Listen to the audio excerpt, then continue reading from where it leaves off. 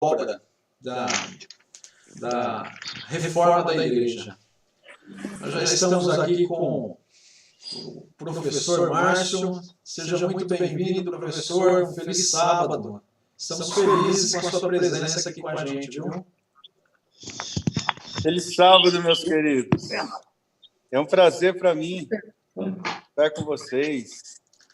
Bom sábado, professor. Bem-vindo.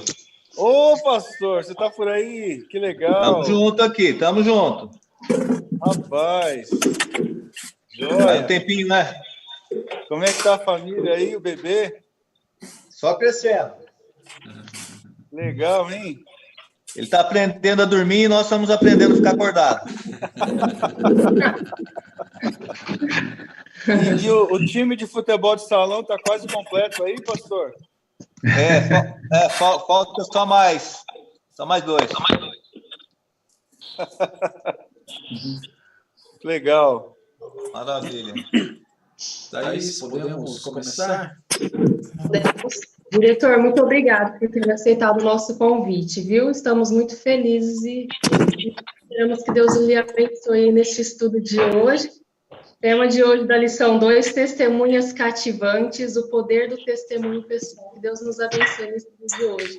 Gostaria de pedir para o irmão João então, aí fazer a oração para nós iniciarmos o estudo. Oremos. Querido e bondoso Deus, eterno Pai que estás nos céus, louvado e exaltado seja o teu santo nome. Ora, devemos somente a ti, ó Pai. Nessa manhã de sábado, queremos pedir a tua presença, mesmo sendo virtualmente, que a tua palavra reine nos nossos corações, ó Pai. Possamos testemunhar às outras pessoas, a mensagem chegou até nós e possamos expressar o seu amor para essas pessoas também. Esteja com o professor Márcio, use poderosamente, que tudo seja feito para a honra e glória do teu santo nome. Nós oramos em nome de Jesus. Amém. Amém. Amém. Professor, nós temos até 5 para as 10 para o estudo da lição. O senhor fique à vontade aí, faça da melhor maneira. O pessoal fica quietinho enquanto o senhor passa, mas se o senhor estimular, o povo participa, tá? Fique à vontade aí. Deus abençoe. Beleza, vamos conversando. A minha conexão tá boa, tá tudo certo aí? Maravilhoso. Tá bom. Então vamos lá. A lição dessa semana tem como título Testemunhas cativas, o poder do testemunho pessoal. Eu fiquei pensando em algumas coisas, sabe, para introduzir esse assunto. Quando um grupo de mulheres e homens se encontram, geralmente eles têm alguns assuntos que eles gostam de comentar, de debater, de discutir. Eu queria ver de vocês, já que vocês gostam de participar, eu acho isso muito legal. Quem quiser falar, abre o microfone, então, e responde para mim o seguinte, ó. Quais os assuntos que os homens mais gostam de conversar quando estão em rodinha, entre amigos? Quais os assuntos que eles mais gostam de conversar? O que vocês me dizem?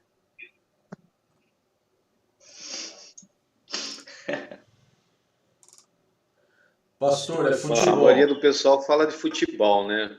O pessoal, quando está na roda de entre amigos, fala de futebol.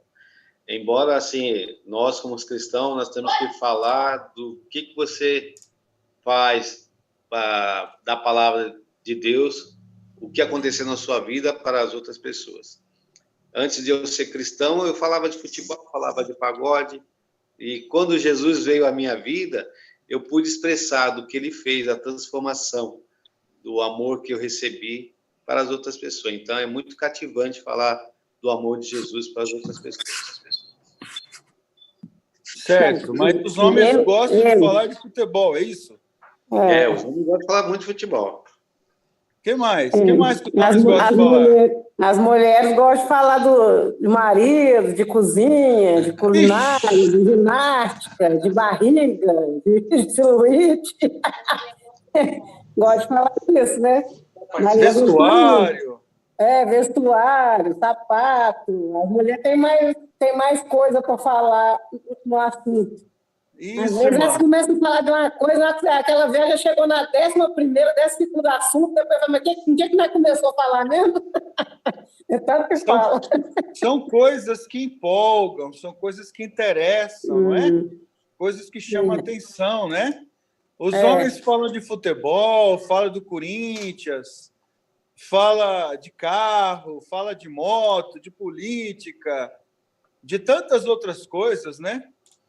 Porque são coisas que empolgam, coisas que agradam, que interessam, certo? Coisas que nós gostamos de falar, de assuntos que a gente acaba se identificando, não é? Você tem um amigo que gosta de carro, aí você viu um carro diferente num vídeo, na rua, sei lá, você vai comentar sobre esse carro. Na época do Campeonato Paulista, você vai falar do time. São coisas que geralmente se conversa quando existe um interesse da parte de ambos ou do grupo. Vamos falar sobre esses assuntos. Atualmente, a gente tem falado muito sobre economia, pandemia, resultados do coronavírus. São coisas que empolgam, são coisas que chamam atenção, coisas que estão em pauta na nossa conversa, na nossa discussão. Mas como o irmão já comentou ali anteriormente, existe um prazer natural naquele recém-converso, naquele que está conhecendo, que está aprendendo sobre Jesus, que está desfrutando um relacionamento de amizade, de comunhão. Existe um desejo praticamente natural de se falar desse Jesus. Oi, rapaz, eu estou vendo o pastor Paulistino também aí? Ou é alguém muito parecido com ele? É o pastor Paulistino. Ele mesmo. Irmã, mas você me colocou numa situação difícil aqui. 2 pastores aí. Eu não vou conseguir falar mais nada agora. 2 pastores aí me acompanhando, vou deixar eles falarem. Ó, irmão, vou combinar uma coisa, a senhora me convida quando não tiver pastor junto aí. Porque agora...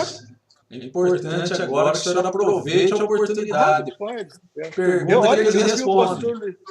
Na hora que eu vi o pastor Luiz Carlos, a perna já tremeu. Agora o pastor Paulo, a outra perna. Então, sei lá como é que vai ser isso aqui, viu? Mas vamos lá. Com todo respeito a esses homens de Deus aí, vou tentar fazer o meu melhor aqui e estimular a participação deles, né? Eles é que são os craques aí. Mas vamos entrar, então, olha, na lição de domingo. É uma história que eu acho empolgante, sabe? Eu gosto muito da história daquele rapaz que vivia, conforme descrevem os evangelhos. Você juntar ali as informações dos evangelhos, você vai ver que era um homem estranho, sabe? Uma aparência estranha, que vivia nu, que morava em sepulcro e que arrastava corrente. Era uma imagem de um filme de terror. E chega Jesus, chegam os discípulos, encontram esse homem naquele estado deprimente, naquele estado de uma pessoa à parte da sociedade, né, marginalizada, aí, afastada da sociedade. Diz alguns comentaristas que, por ele morar no sepulcro, ele comia carne humana. Não sei qual que é a fonte disso, mas eu já vi comentários sobre isso. Andava sem roupa, arrastando corrente, porque quando o prendiam e ele era movido pelo demônio, ele estourava a corrente, saía arrastando aquilo ali. Imagina que figura estranha, né, atemorizante que era aquele indivíduo. Quando Jesus chega, eles têm aquele encontro... Fecha a porta, tá, filho? Eles têm aquele encontro que impressiona todas as pessoas, aquela conversa de Jesus com aqueles demônios, né? Qual que é o seu nome? Meu nome é Legião, porque nós somos muitos. E, de fato, uma legião ela corresponde a aproximadamente 6.000 soldados romanos. Será que haviam 6.000 demônios tomando conta da mente daquele cidadão, daquela pessoa? É algo impressionante isso. E quando Jesus atende ao pedido dos demônios, é algo que também chama a nossa atenção, né? Por que Jesus permitiu? Olha, deixa a gente entrar naqueles porcos. Jesus permitiu, Jesus podia ter proibido. Falou, não, vai embora, vai para vocês para o abismo, vão embora daqui. Ele permitiu.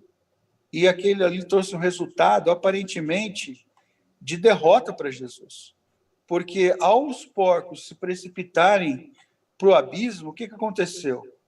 As pessoas vieram, viram a cura do ex-endemoniado, viram que ele havia sido transformado, estava vestido, em sã consciência, mas mesmo assim expulsaram Jesus dali. Olha, você trouxe muito prejuízo para nós não queremos você aqui, pode ir embora daqui, porque você aqui não é bem-vindo.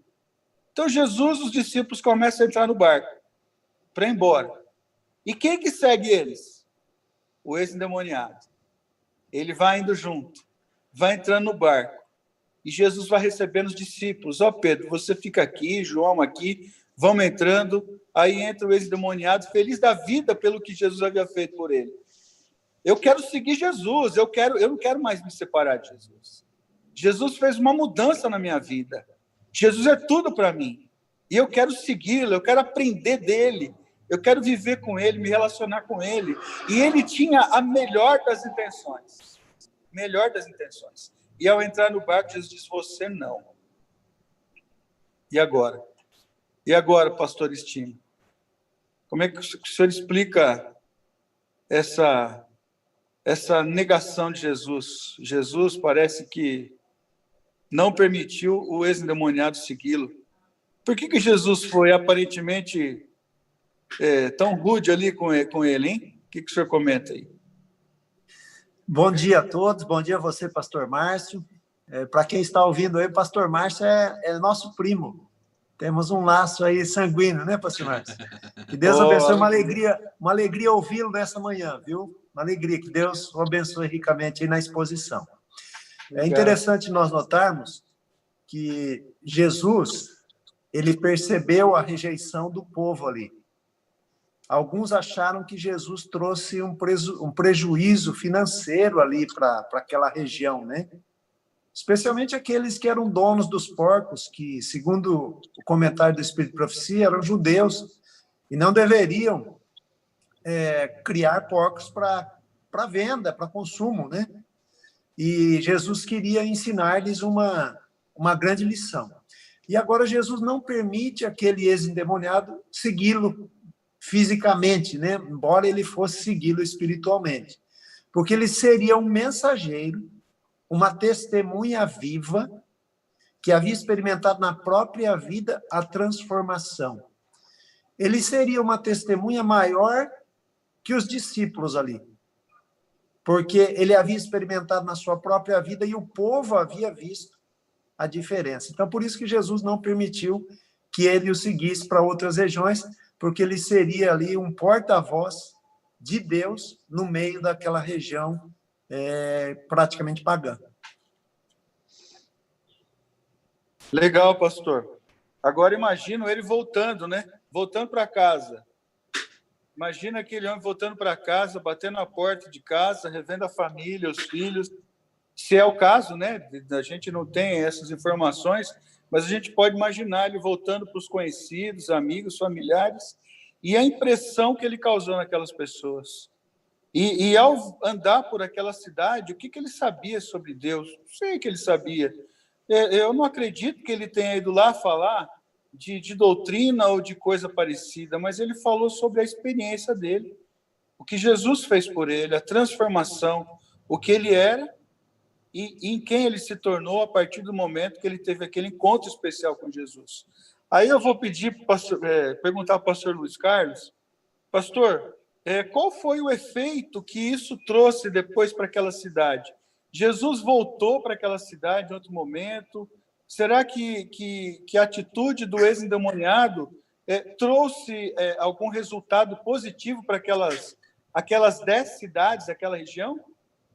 Então, quando ele sai e não segue Jesus e vai para a sua cidade, vai para aquela região ali, as pessoas conheciam muito bem, as pessoas sabiam quem ele era, como ele era. E nesse testemunho vivo, não tinha como as pessoas negarem que algo extraordinário acontecera na vida desse homem. Então, ele testemunhou e várias pessoas ali ouviram o evangelho numa região em que Jesus, a princípio, não tinha o acesso. E aquele homem ali foi o que testemunhou e muitos outros vieram à conversão. Aceitaram a Cristo justamente pelo testemunho deste homem. Exatamente. Temos algum relato que ele tenha voltado para aquela região em algum outro momento? Pastor Paulo? Tem, né? Sim, temos um relato bíblico que depois ele voltou lá na região de Gadara, naquela região próxima ali. E segundo alguns comentaristas, a segunda multiplicação dos pães aconteceu ali naquela região. E havia centenas e centenas de pessoas que seguiam a Jesus. Por causa da influência do ex-endemoniado, provavelmente. Do ex-endemoniado. Ele fez a cura de um gado, parece, lá também naquela região, não foi? Ele fez algum milagre lá também, quando ele voltou. Se eu não estiver equivocado. Mas a gente pode perceber, então, que a influência de alguém que foi transformado por Jesus, ela...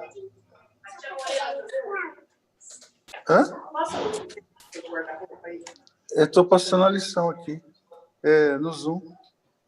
Não pode esperar um pouquinho, filha? Só um pouquinho. Eu estou online aqui.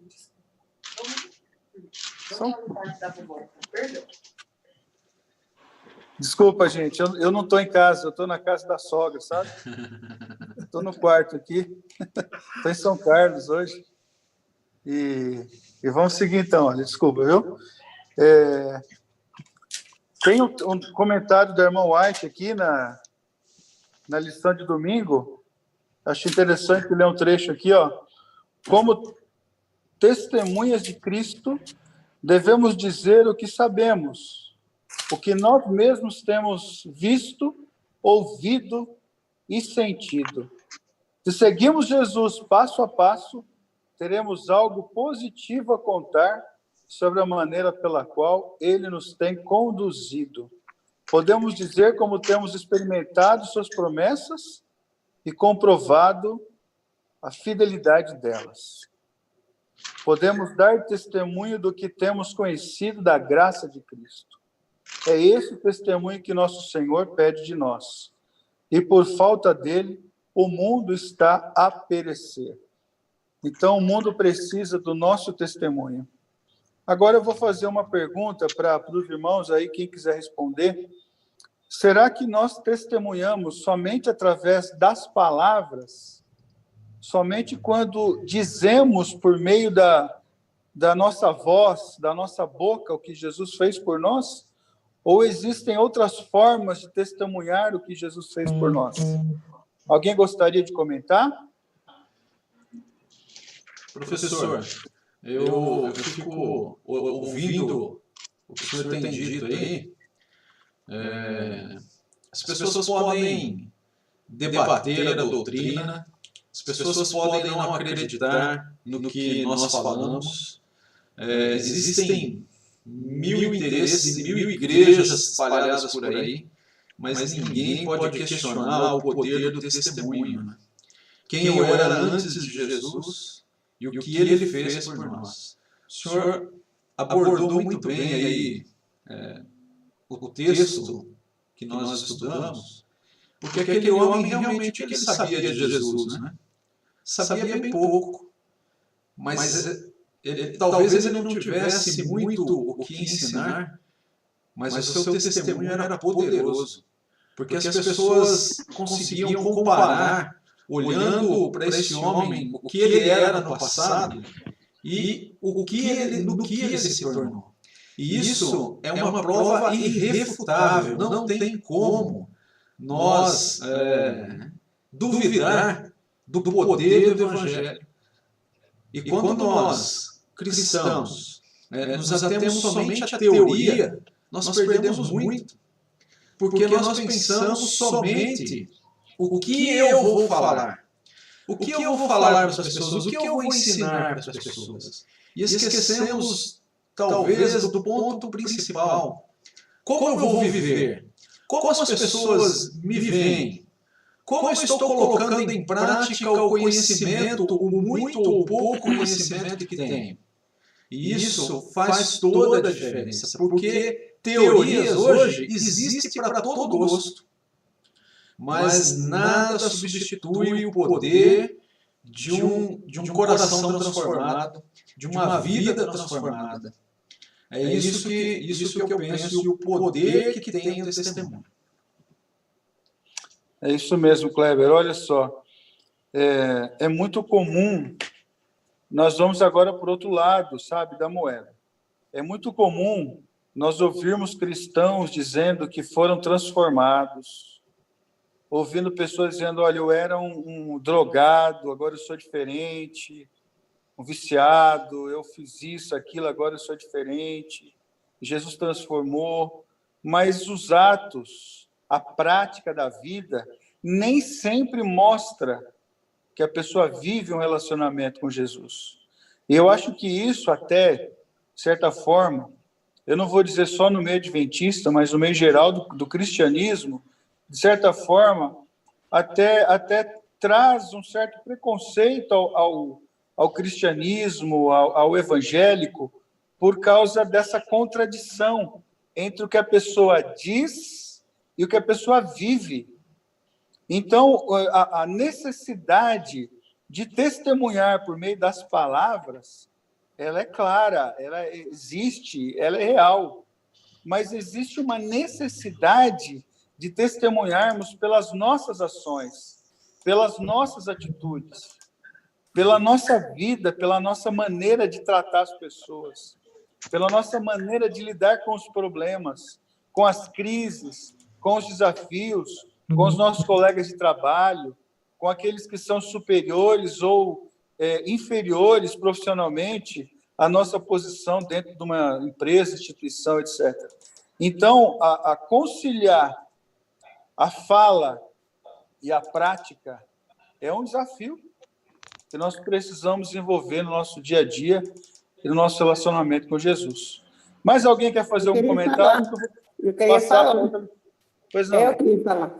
A Wanda, eu. Pode falar, irmã.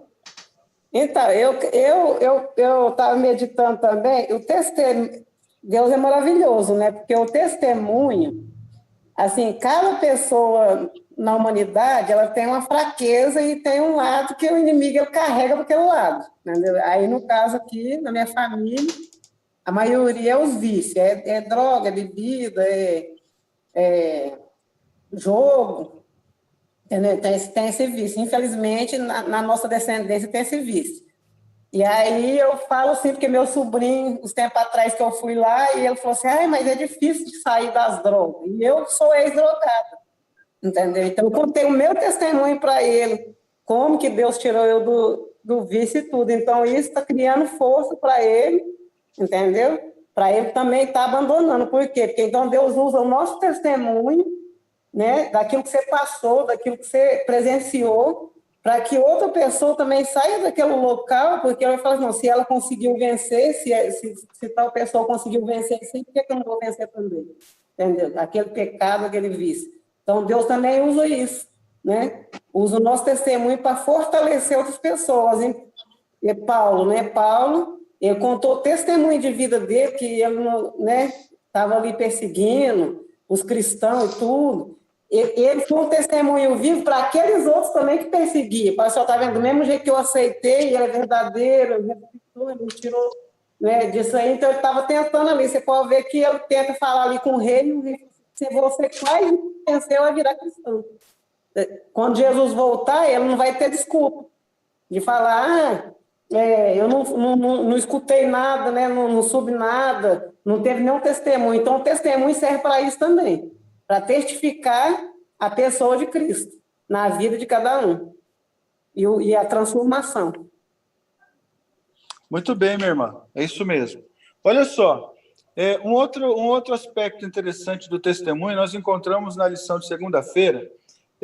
Veja só, quando Jesus Cristo morreu, ele foi sepultado com aquele corpo dilacerado, machucado, ensanguentado. Ele foi sepultado. Na cabeça de Maria e de outras mulheres, elas sentiam na obrigação de ir lá embalsamar o corpo de Jesus, preparar melhor aquele corpo que não havia sido preparado para o sepultamento. Esse era o pensamento delas. O pensamento dos sacerdotes: olha, vamos deixar essa pedra bem fixa lá, vamos colocar soldados ali para proteger o túmulo, porque ele prometeu que ia ressuscitar no terceiro dia. Olha só, os sacerdotes lembraram disso. Ele prometeu que vai ressuscitar. Então, vamos colocar soldado para evitar os discípulos pegar o corpo e dizer que ele ressuscitou. Mas os sacerdotes lembraram disso. Elas foram na intenção de embalsamar o corpo. Chegando lá, a pedra tinha sido revolvida, encontraram um anjo. A irmã White, quando comenta isso, ela diz que em torno daquele sepulcro, daquele túmulo, não haviam só os soldados, haviam anjos do mal. Todos estavam ali para garantir que Jesus não sairia daquele túmulo. Então, era um ambiente pesado, um ambiente de mal, de pecado, um ambiente frio, tenebroso. Os soldados e mais os anjos do mal. Só que na presença de um anjo de Deus, creio eu que era Gabriel. Gabriel desce do céu como um raio, se posiciona em frente ao túmulo. Os soldados caem como mortos ali, desmaiados, atemorizados. E os anjos do mal que estavam ali, todos os demônios, eles fugiram, por causa do poder de apenas um anjo de Deus. Um anjo de Deus. Ele fez tudo isso daí. Ele, então, tirou a pedra. E o nosso Senhor Jesus Cristo, que não está morto, que está vivo, ele sai da sepultura para ser glorificado. Olha que coisa maravilhosa. Quando chegam as Marias, elas veem que o corpo não está lá. E agora? O que aconteceu com o nosso Jesus? Parece que nem elas estavam se lembrando da promessa. E o anjo então explica, ele não está aqui. Ele ressuscitou. Maria, então, ela tem uma vontade de sair falando, né? E ela vai contar para quem? Para os discípulos. E qual que é a reação deles? Quem quer comentar aí a reação deles?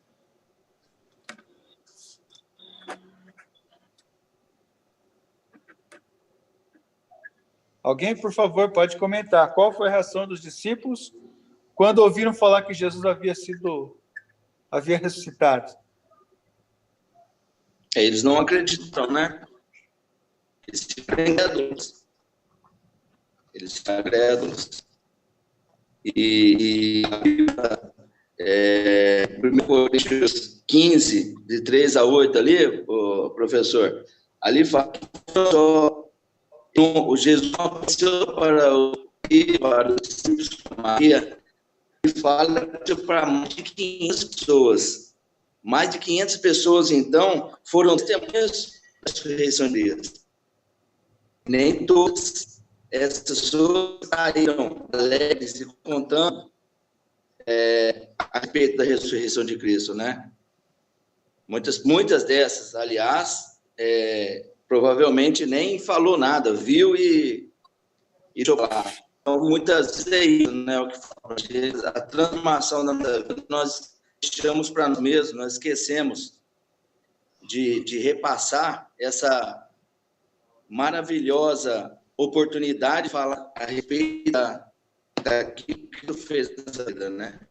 De Cristo morreu, sofreu, ressuscitou, né? E que vai voltar outra vez para nos dar uma vida melhor, a vida eterna, na qual nós tanto almejamos.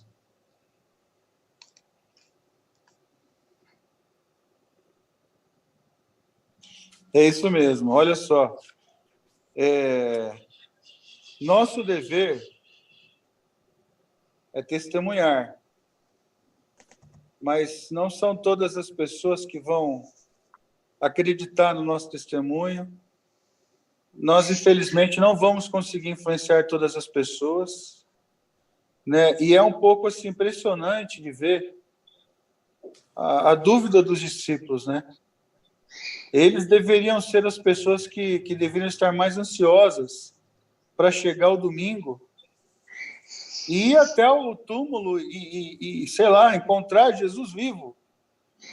Eles deveriam ter feito isso, juntar lá os cristãos, aqueles que haviam ouvido os ensinamentos de Cristo, fazer uma grande reunião campal lá em torno daquele sepulcro e recepcionar aquele Jesus que havia prometido que ressuscitaria.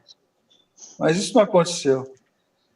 A vida, a morte, a ressurreição de Jesus, ela foi muito ingrata.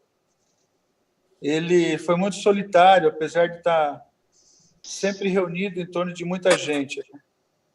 Ele dizia, mas nem todo mundo compreendia. A maioria das pessoas não estavam ali atentas ao que realmente, ao que de fato ia acontecer ou qual era a missão dele. E os discípulos duvidaram. É impressionante isso, né? Essa dúvida. Mas a nossa experiência de vida acaba sendo essa também. Quantas vezes a gente espera que as pessoas sejam influenciadas pelo nosso testemunho, sejam transformadas como nós, sejam motivadas, animadas, e nem sempre isso acontece. Nem sempre conseguimos influenciar todas as pessoas. Mas isso não deve fazer nós desanimarmos, né? Nós devemos continuar com a nossa missão.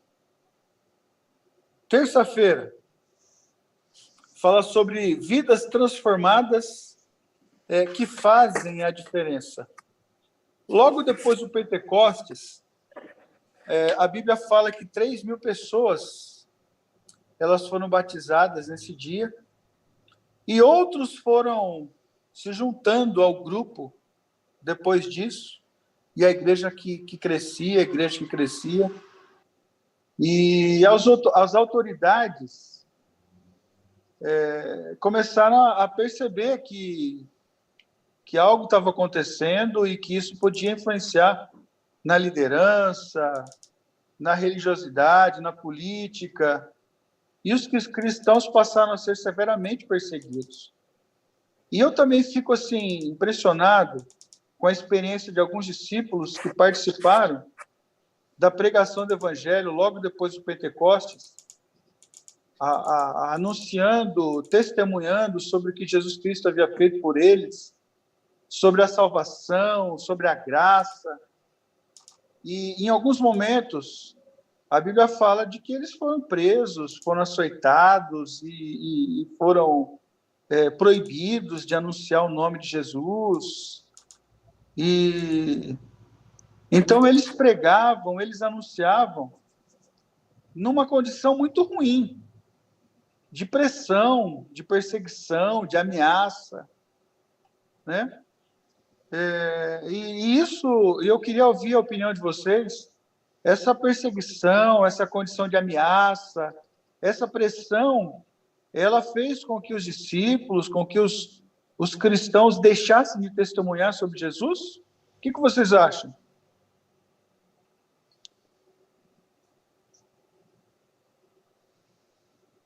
Interessante, professor Márcio, o fato de que até a cruz, até mesmo no momento da ressurreição, eles eram acovardados, né? Estavam acovardados.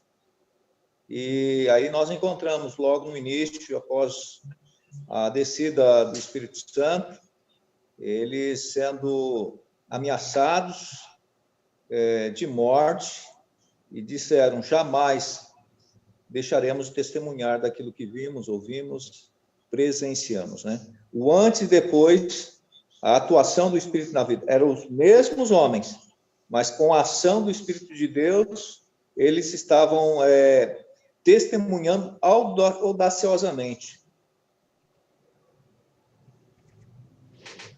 Pegando o gancho do pastor aí, nos versos 13, o capítulo 4 de Atos, fala assim: ao ver a intrepidez de Pedro e João, sabendo que eram homens iletrados, incultos, admiraram-se e reconheceram que haviam eles estado com Jesus.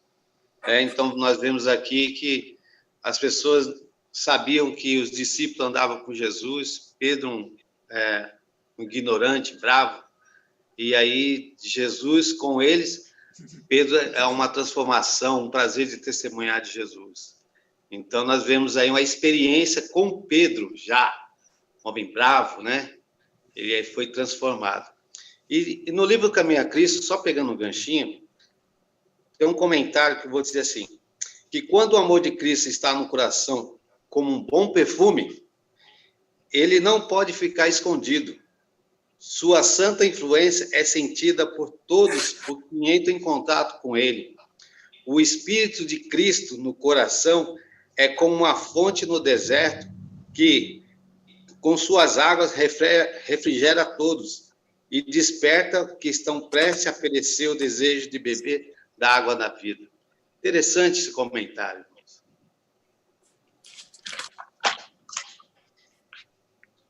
Isso mesmo, não. Imagina só, hein? Diante de toda aquela pressão, aquela convicção, nós não podemos nos calar. Nós não podemos nos calar. Sabe? É difícil a gente ver esse tipo de posicionamento, né? É difícil ver pessoas tão convictas com essa necessidade de pregar, de falar. A gente precisa ter mais isso na igreja. É comum nós vermos pessoas na política agindo assim. Pessoas que não se calam. Defende lá seu ponto de vista, está certo ou errado? Não sei. Não somos nós que vamos julgar. Mas estão lá, defendendo seu ponto de vista, brigando por alguma coisa. Qual a motivação? Também nós não podemos julgar, né? Mas geralmente não é uma motivação muito saudável de vários políticos que defendem seus pontos de vista, custe o que custar. Agora, o cristão tem um motivo especial, tem uma recompensa no final, tem uma vida abençoada no presente, no futuro, e muitas vezes, muitos de nós não estamos dispostos a fazer, a pregar, a testemunhar, custe o que custar. E isso é que tem que acontecer na nossa vida, na nossa igreja, na realidade de cada um de nós. Seguindo aqui, então... Pastor Márcio. Pois não, pode falar. Só uma palavrinha sobre o texto que o nosso querido irmão leu aí, Atos 4:13, onde diz que as autoridades reconheceram que eles haviam estado com Jesus. O sentido ali é bem amplo. Eles reconheceram que os discípulos tinham o mesmo poder de Jesus e que Jesus havia influenciado a vida deles e havia transformado. Eles reconheceram esse poder, essas autoridades, mas não quiseram aceitá-lo na vida.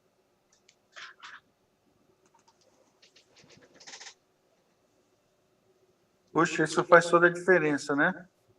Porque o poder, então, o testemunho era bem visto claramente pelas pessoas, o que Jesus tinha feito na vida destes homens, né? Pedro, que tinha um temperamento difícil, agora era uma nova criatura. Os filhos do trovão, imagina só, você ser conhecido como filhos do trovão, agora eram homens de amor, de paz, de bênção. Tomé, um ascético, ele agora estava sendo exemplo de um homem de fé. de bondade, de honestidade. Mas é interessante ver como que a vida desses homens foi transformada, né? Posso seguir? Tem mais algum comentário? Nós temos um exemplo também muito marcante na Bíblia de um homem que foi transformado. É o exemplo de Paulo. É impressionante também a vida de Paulo.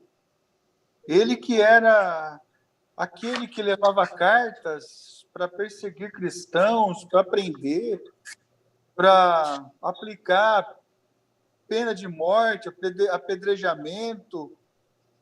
Ele que estava ali defendendo uma causa que ele acreditava que estava fazendo correto, fazendo bem feito, com justiça, com determinação. Era um homem zeloso, um homem correto, moralmente. Não se tem informação negativa de Paulo. Ele era um homem que, vamos dizer assim, dá a impressão que era um homem perfeccionista, que vivia a perfeição daquilo que ele acreditava. E, de repente, ele percebe que está fazendo errado. É fácil. Vocês acham que é fácil para uma pessoa reconhecer que está fazendo errado? Será que as pessoas têm facilidade de reconhecerem seu erro? O que vocês acham? É muito difícil. Nós temos uma doença chamada orgulho, né?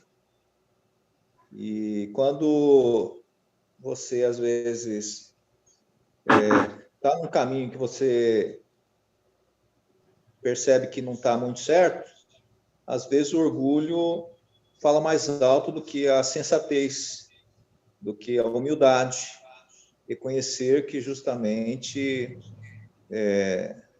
está errado. Foi o caso aí do rei Agripa, né?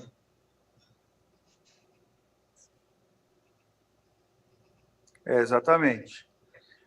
A história de Paulo é uma história muito curiosa, né? Ele tem um encontro com Jesus de uma forma incomum, uma forma sobrenatural.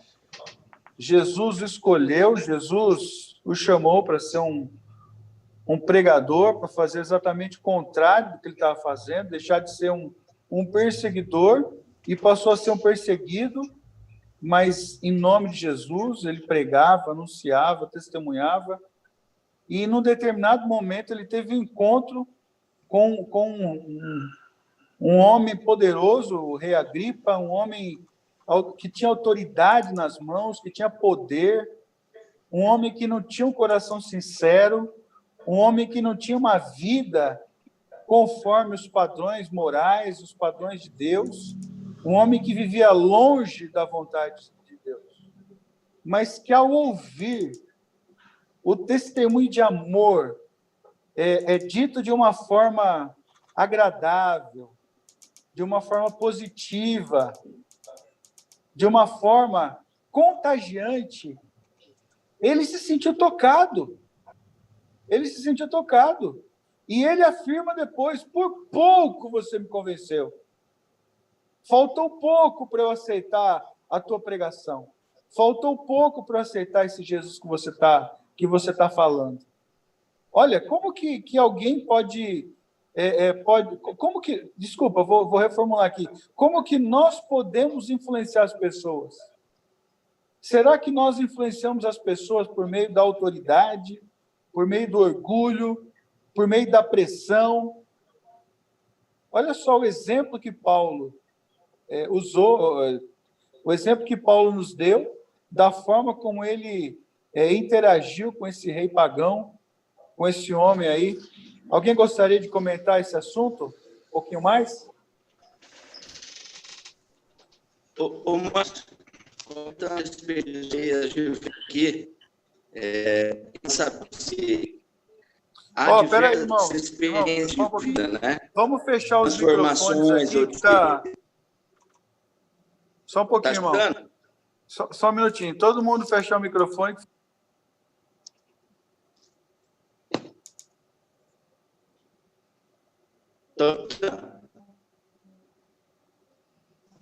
há vários tipos de experiências. Nós vamos aqui, até falando na lição, a experiência de João, de Paulo, João, testemunho lar, Paulo, né, teve encontro com Deus, né? E duas experiências diferentes, mas as experiências levaram ambos a um encontro com Cristo. A experiência que você acabou de falar do Riva, apesar de ter comentado quase ele foi convencido do testemunho de Paulo, ele não, ou seja, sabemos, né? Não. Então, há várias experiências, mas se nós não tivermos, fizermos dessa experiência um encontro, um relacionamento verdadeiro com Cristo Jesus, muito provavelmente, nosso testemunho não será como de tantas outras pessoas, de Paulo, de João, de Pedro. Isso conta muito, bem. É isso aí. Minha gente, agora uma outra pergunta para a gente pensar sobre ela.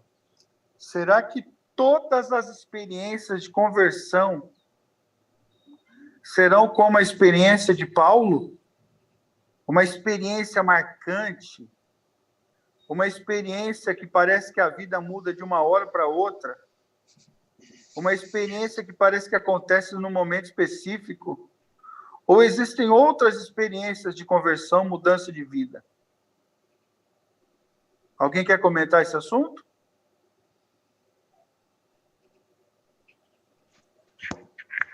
Existem outros, né? Eu mesmo, quando Deus me mostrou na palavra de Deus sobre o templo do Espírito Santo que tem que ser purificado, tem que ser puro, eu ainda continuei na igreja católica por pouco tempo. Aí depois me mostraram sobre mais de escultura, aí eu fui larguei mais escultura, aí fui para a Universal, da Universal comecei a orar a Deus para me mostrar a igreja verdadeira, e aí ele me deu um sonho, que eu estava entrando dentro da igreja adventista, e as meninas estavam falando Feliz Sábado, entendeu? Aí eu fui procurar que igreja que era essa que dava Feliz Sábado na entrada. Entendeu? Então, cada pessoa tem uma conversão, um tipo de conversão. Ele foi me trazendo progressivamente, né? Ele vem me trazendo para o caminho certo. E aí eu conheço também outras pessoas que teve outros tipos de conversão. É isso mesmo, minha irmã. Cada um tem uma experiência diferente. Não quer dizer que todos teremos uma experiência igual ou uma experiência tão marcante como teve o apóstolo Paulo. Porque a conversão, ela não é algo que aconteceu no passado. É algo que acontece dia a dia. É algo que acontece constantemente em nossa vida. Nós precisamos orar todos os dias, pedindo a Deus, Senhor, converta meu coração mais uma vez nesse dia. Senhor, muda minha vida mais uma vez esse dia. Porque a nossa vida aqui neste mundo de pecado tem que ser uma vida de crescimento. Porque eu posso ter uma experiência de conversão marcante na minha vida. Mas se eu não tiver uma vida de relacionamento com Jesus, essa experiência vai ficar no passado e nós vamos voltar a uma vida antiga de pecado, como às vezes até pior do que vivíamos antes daquele momento marcante da conversão. Então, nem todas as pessoas passam por esse momento marcante. Principalmente os nossos filhos, que muitas vezes nascem já adventistas. Eles têm mais dificuldade para perceber uma mudança mais drástica na vida deles. Por quê? Porque eles já vêm crescendo de pequenos, já vêm crescendo aos poucos. Então, aqueles que chegam na igreja, eles sentem mais esse impacto. Mas os nossos filhos, que já crescem, nascem, nós já somos adventistas e vão aprendendo e crescendo, desenvolvendo, a tendência é não ter esse momento marcante. Mas esse crescimento espiritual, ele tem que ser uma realidade para todos nós. E ele só é possível mediante uma vida de comunhão e relacionamento com Jesus Cristo.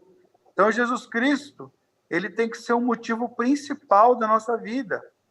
Você sabe por que os primeiros cristãos, eles foram chamados de cristãos? Porque eles não falavam de futebol.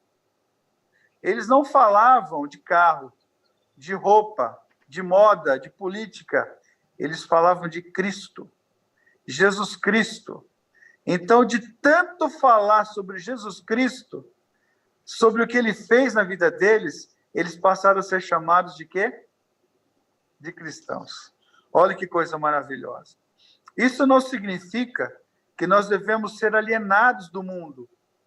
Isso não significa que nós devemos esquecer das outras coisas.